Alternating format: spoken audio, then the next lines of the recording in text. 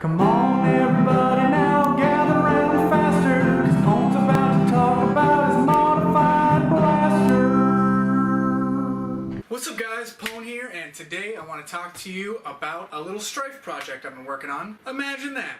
A Stryfe. Alright, so this is going to be kind of a first part of a few segments where I'm going to take sort of a long-term project and break it up into sections. So this first section is just the main blaster of my Stryfe. All in all, I'm going to do a full overview of an entire loadout that I've kind of customized and painted like each other. And so we're starting off with the Stryfe. Alright, so here it is. I wanted the project to be one where I didn't feel the need to paint the internals because I feel like I have to paint the internals if it doesn't match the blaster.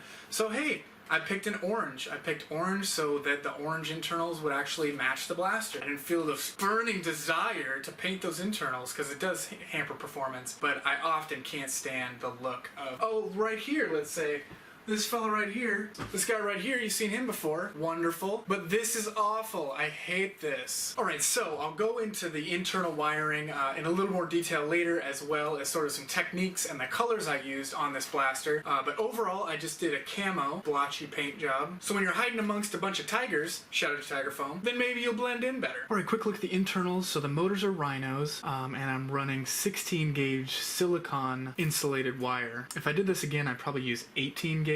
This was a little big. I just wanted to try it out, see how big it actually was. And then down here I've got a micro switch.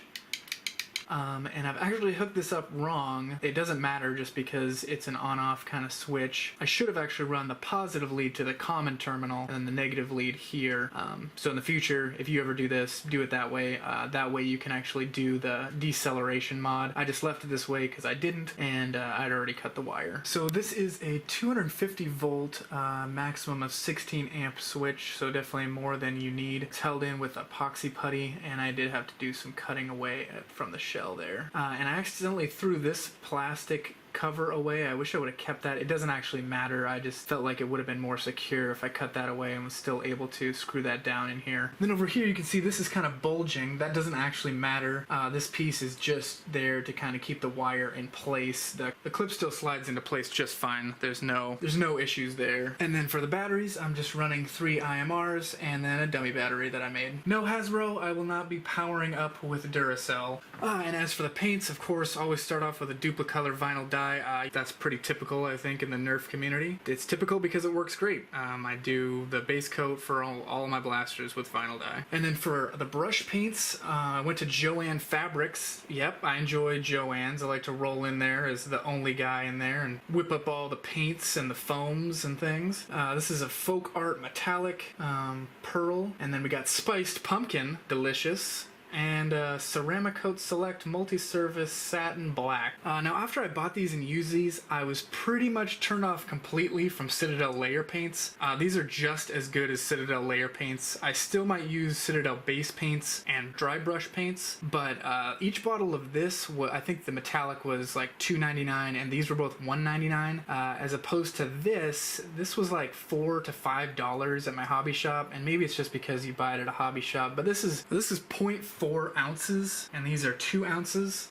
So as far as bang for your buck, these are definitely way better than Citadel. I will never buy Citadel layer paint again unless it's in a color that I just absolutely can't find recreated in another brand. So getting into the technique a little bit, for this area, I took some of the pearl, blobbed it on this brush, and then kind of dabbed it in all these little cracks. And then especially over the vinyl dye, because it's so smooth and slick, you just wipe away the excess with your thumb or your finger. After you wipe it away, it looks really crisp and nice. So this is just it's super easy to do. Blob some paint in there, then make sure you give it a good wipe with your finger. I've also used makeup sponges for doing that. I bet you didn't know you had a makeup sponge, but if you've got a girlfriend, then you've got a makeup sponge, or a wife. I hit up my girlfriend for this, and sure enough, she had about 1,000 of them, so that's in your inventory if you've got a girlfriend or a wife. Okay, then for the camo effect, I just used one of these. I bought this at Joann's for like $1.99. I think it is is the nylon one. There's also some foam ones you can get. Put down the main layer. I kind of just blopped on the orange and brushed it out a little bit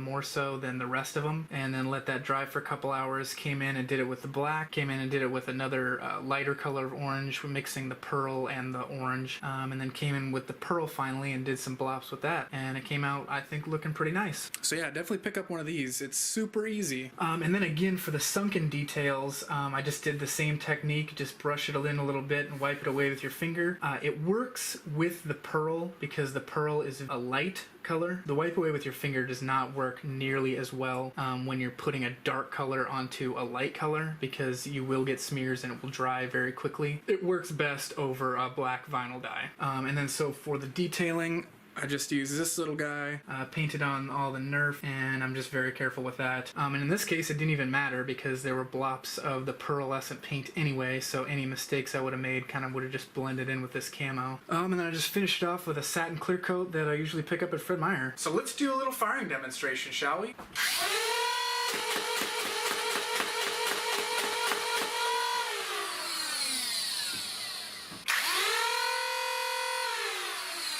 Listen to that baby purr. Now in this I'm actually using Rhino 130s. Shout out to Make Test Battle, thanks for sourcing these bad boys. The Nerf community, thanks you. Alright, now I've got a couple other blasters just so we can have a listen to the difference. These are RM2s running off of just regular alkaline batteries at 6 volts. It's nice. These are some Tamiya motors running off of also 6 volts.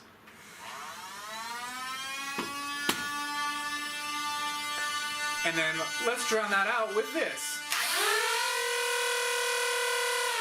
Now, the torque on this is what's amazing. The FPS, I was getting on average about 100, which you can get with RM2 motors with 3 IMRs, but you're pretty likely to burn those motors out with any sort of regular use.